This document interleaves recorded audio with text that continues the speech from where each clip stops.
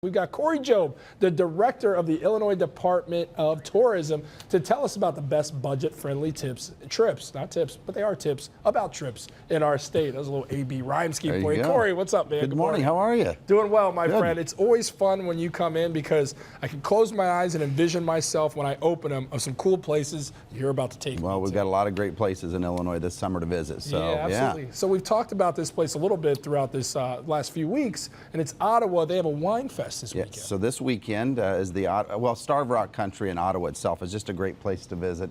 But this weekend is the Ottawa Two Rivers Wine Fest. It's an annual festival. There's over 20 wineries from Illinois that set up in the downtown for the weekend. Great jazz music, some great bands from Chicago will be playing out there this weekend. And what's great, they fly in this fresh lobster. And it's just a great weekend to spend time in downtown Ottawa. My quick tips there: Starved Rock State Park, great sandstone bluffs, fantastic waterfalls, great hiking.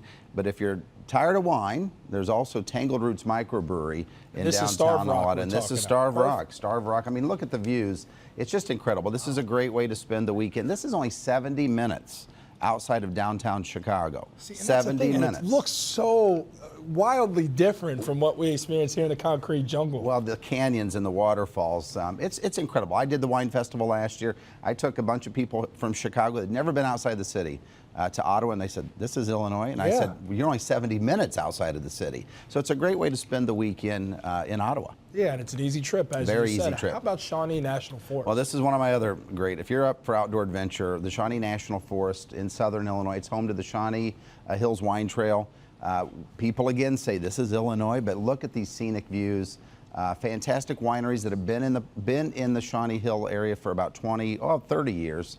Great, again, great hiking, horseback riding, zip lining. You can cruise along the Ohio and Mississippi rivers. It's just fantastic. And the Garden of the Gods with all the fantastic bluffs and rock formations. Great way to visit. It's beautiful. It's beautiful. Great inns and cabins, horseback riding.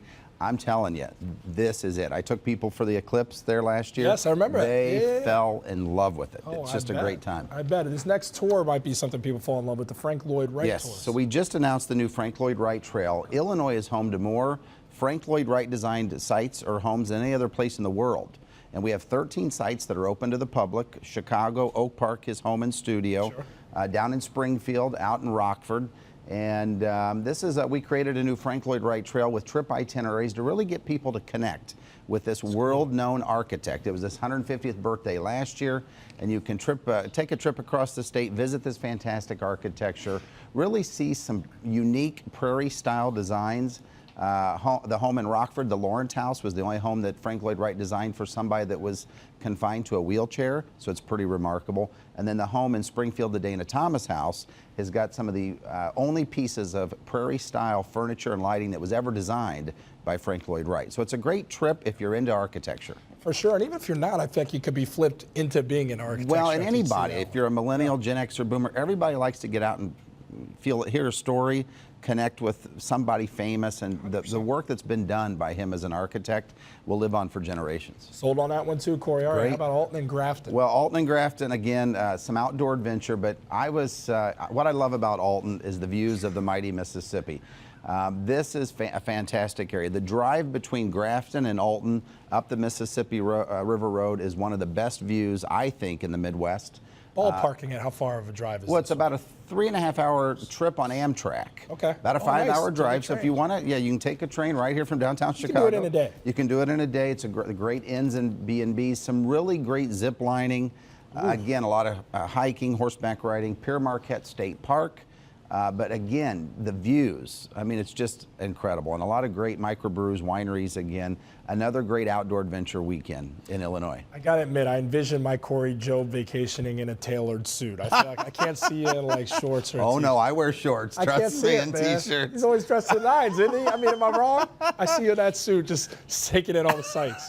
My guy, Cory Jobe. For a complete list of vacations, make sure you log on to enjoyillinois.com, everybody. Some great stuff.